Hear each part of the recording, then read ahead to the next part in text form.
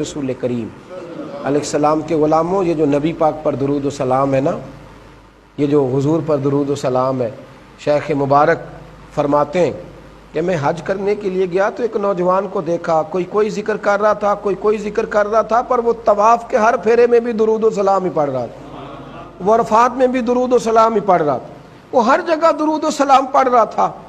میں نے اسے کہا کہ بیٹے تو کوئی اور وظیفہ کیوں نہیں پڑھتا؟ تو کہنے لگا میرا تجربہ کہتا ہے کہ سارے اذکار ہی اچھے ہیں پر درود و سلام کی کیا ہی بات ہے۔ میرا تجربہ کہتا ہے، تجربہ میں نے آزمایا ہوا ہے، آزمائی بات ہے۔ کہا وہ کس طرح؟ تو کہنے لگا میرے حج کے سفر میں میرے والد کا انتقال ہو گیا تھا،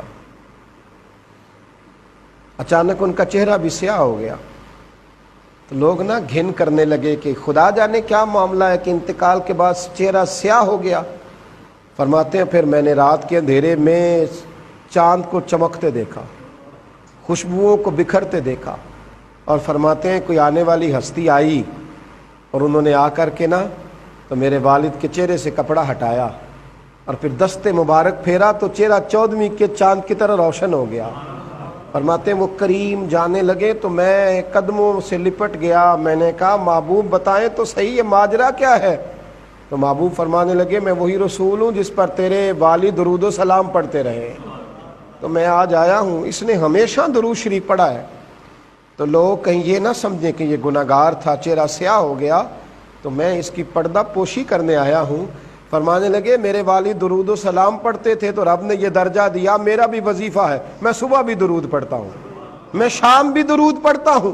اور حضرت عمر فاروق رضی اللہ تعالیٰ عنہ فرمایا کرتے تھے تیری تو دعا بھی تب قبول ہوگی جب تو نبی پاک پہ درود و سلام پڑھے گا، تیری دعا بھی ترمذی کے لفظ ہے۔ حضرت عمر فرمانے لگے زمین آسمان کے درمیان تیری دعا معلق رہے گی، لٹکی رہے گی، جب تک کہ تو میرے نبی پاک پر درود و سلام نہیں پڑھتا۔ حضور کیا کروں؟ فرمایا جب دعا مانگ رہی ہو پہلے اللہ کا ذکر کر، پھر مصطفیٰ کریم پر درود و سلام پڑھ، پھر تو جو دعا مانگے گا رب اپنے فضل سے قبول فرمائے گا، اللہ اپنے فضل سے قبول فرمائے گا۔ میرے نبی کریم علیہ السلام نے درود و سلام کا بتلایا۔ ایک صحابی نے عرض کی حضور مسجد میں کیسے داخل ہونا ہے؟ فرمایا مسجد میں جب داخل ہونا تو پہلے مسجد میں داخل ہونے کی دعا پڑھنا، پھر اپنے نبی پہ درود و سلام پڑھنا۔ حضور نکلنا کیسے ہے؟ پہلے باہر نکلنا تو پہلے دعا پڑھنا، پھر اپنے نبی پہ درود و سلام پڑھنا۔ ایک نے عرض کی حضور اذان ہو رہی ہو تو کیا کروں؟ تو حضور نے فرمایا اذان کے کلمات کا جواب دے اور پھر اپنے نبی پہ درود و سلام پڑھ، پھر اپنے محبوب پر۔ اور امام قرطبی نے لکھا ہے ایک نے آ کے عرض کی یا رسول اللہ صلی اللہ علیہ وسلم گھر میں غربت بڑی ہے۔ حضور نے فرمایا جب بھی گھر جا نا 3 دفعہ سورہ اخلاص پڑھ اور اپنے گھر والوں کو سلام کہہ، اللہ تیری غربتیں دور کر دے گا۔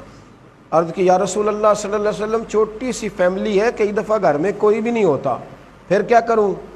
آپ نے کہا ہے گھر والوں کو سلام کہنا ہے، سورہ اخلاص پڑھنی ہے۔ تو حضور نے فرمایا جب گھر میں کوئی نہ ہو تو سورہ اخلاص پڑھنا اور اپنے نبی پہ درود و سلام پڑھنا۔